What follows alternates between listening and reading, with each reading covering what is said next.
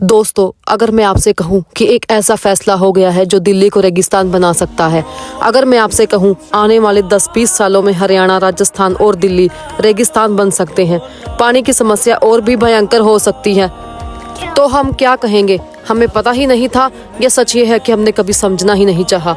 आज मैं बात कर रही हूँ अरावली की, तो क्या आप सब रुक कर सुनना चाहेंगे? क्योंकि ये बात किसी पॉलिसी की नहीं, ये बात है हम सब की। अरावली लगभग 1.5 बिलियन साल पुरानी है, मतलब जब डायनासोर भी नहीं थे तब भी अरावली मौजूद थी। इसकी लेंथ लगभग 690 किलोमीटर है। ये गुजरात से लेकर राजस्थान, हरियाणा और दिल्ली NCR तक फैली हुई है और इसका एरिया है लगभग 144 लाख स्क्वायर किलोमीटर। इतना बड़ा सिस्टम, लेकिन हम अक्सर इसे सिर्फ पहाड़ कहकर छोड़ देते हैं। सर्वे ऑफ इंडिया और CGWB के डाटा के मुताबिक नॉर्थ वेस्ट इंडिया में ग्राउंड वाटर रिचार्ज का मेजर सोर्स अरावली रीजन है। राजस्थान, हरियाणा और दिल्ली के कई ब्लॉक्स ओवर एक्सप्लोरेटेड कैटेगरी में आ चुके हैं। कुछ एरियाज में ग्राउंड वाटर 1000 से 2000 फीट तक नीचे जा चुका है और ये कोई नेचुरल इंसिडेंट नहीं है, बल्कि जब हम पहाड़ियां काटते हैं तो पानी जमीन के अंदर रुकना बंद कर देता है।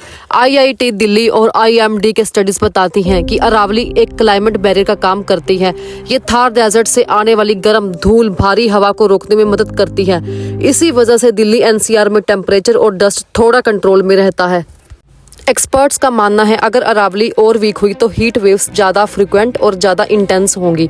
जब हम अरावली की बात करते हैं तो अक्सर हम उसे एक लाइन में ख़त्म कर देते हैं, पहाड़ियों की एक range. Forest survey of India के एस्टीमेट के मुताबिक सिर्फ राजस्थान में 12,000 से ज़्यादा पहाड़ी फॉर्मेशन अरावली बेल्ट का हिस्सा है, लेकिन जब हम प्रोटेक्शन की बात करते हैं तो पूरा सीन पलट जाता है।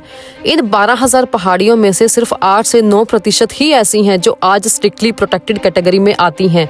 इसको आसान भाषा में समझते हैं, अगर हम 100 पहाड़ियां देखें तो सिर्फ 8 या 9 ऐसी हैं जिनको सच में पूरी तरह सुरक्षा मिली हुई है।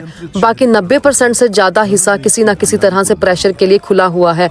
कभी शहरी विकास का प्रेशर, कभी माइनिंग का, कभी रोड्स प्रोजेक्ट का। और नेचर का एक नियम होता है, नेचर अक्सर तुरंत जवाब नहीं देता, लेकिन जब प्रेशर एक लिमिट पार कर जाता है तो नेचर रिएक्ट करता है, कभी जहरीली हवा के रूप में, कभी सूखी जमीन के रूप में और कभी पानी के गायब हो जाने के रूप में।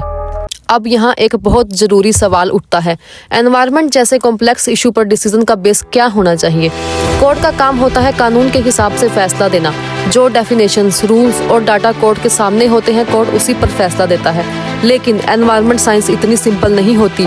पहाड़ी सिर्फ हाइट से नहीं समझी जाती, उसका रोल होता है पानी रोकने में, ग्राउंड वाटर रिचार्ज करने में और पूरे इकोसिस्टम को जोड़ने में। यहीं पर कोर्ट और साइंस के बीच एक गैप क्रिएट हो जाता है। कोर्ट को क्लियर बाउंड्रीज चाहिए, साइंस कंटिन्यूटी और इम्पैक्ट देखती है।